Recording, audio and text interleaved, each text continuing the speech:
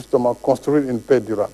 C'est un peu ce que l'on veut faire ici, créer les conditions d'un apaisement, d'une réconciliation et d'élections transparentes, libres et démocratiques.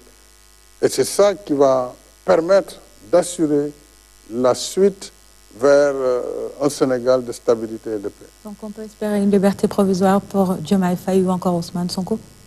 Oui, tout dépend de leurs avocats. Et ça, c'est les procédures judiciaires dans lesquelles je n'interfère pas. Mais il y a des procédures entre le juge d'instruction, les avocats du détenu. Et ça, ils savent très bien comment ça se passe. Le procureur qui est sous votre tutelle? Non, oui, le procureur peut donner un avis parce que selon les chefs d'accusation, s'il ne donne pas un avis, bien sûr, pour certains chefs d'accusation, le juge d'instruction est lié.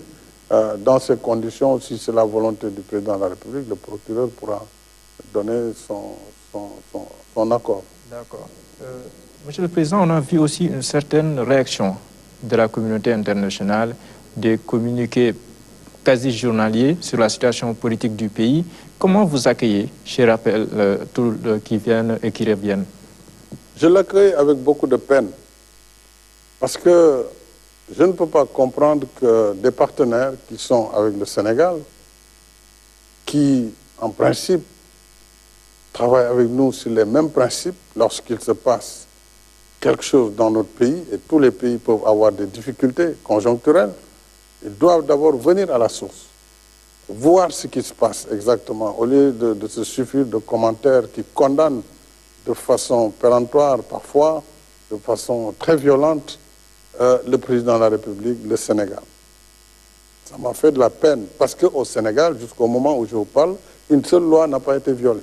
Personne ne peut dire que le président de la République, en abrogeant le décret, n'était pas dans son droit.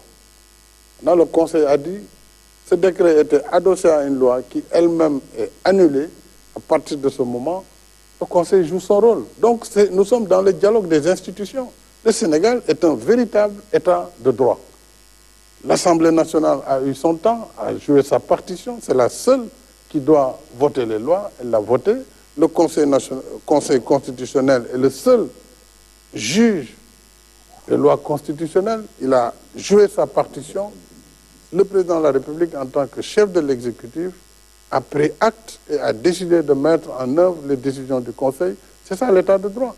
Donc pourquoi toute cette levée de bouclier, toute cette campagne de presse qui est aux antipodes de ma pratique de démocrate depuis que je suis à la tête du pays? Moi, je suis venu en gagnant des élections. Je viens de l'opposition. C'est moi qui ai proposé la réforme pour fixer définitivement la limitation des mandats et la durée du mandat du président de la République. Quand j'ai été élu, le mandat était de 7 ans. C'est moi qui ai proposé un référendum pour le ramener définitivement à 5 ans renouvelables une fois. J'ai refusé d'être tenté par un 3e mandat. J'ai été très clair. Je l'ai dit le 3 juillet. Je l'ai répété le 3 février 2024. Pourquoi on veut dire et faire dire avec des moyens importants de la presse internationale que le président de la République veut s'agripper au pouvoir? Mais si c'était ma volonté, j'aurais été candidat. Tellement plus simple. Je renonce à tout cela.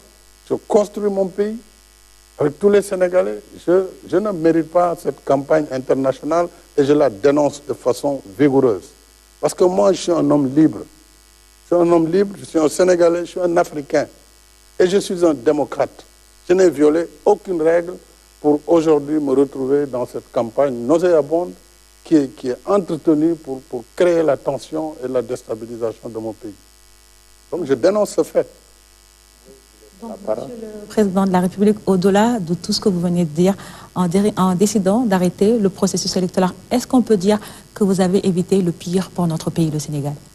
Je suis convaincu que si nous avions continué en fermant les yeux sur ce qui était en train de se faire, nous pourrions le regretter.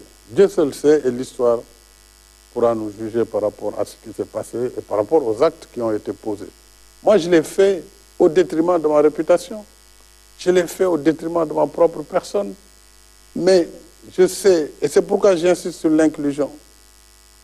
Si on ne veut pas d'un processus ouvert, transparent et inclusif, nous pourrons vivre des conséquences qui ne seront pas les meilleures pour notre pays.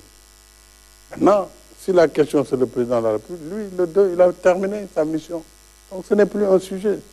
Mais prenons le temps quand même de regarder les problèmes et de décider d'une date qui va être la plus proche possible, parce qu'on ne peut plus attendre très longtemps, la plus proche possible, et que le pays aille vers cette élection de façon apaisée.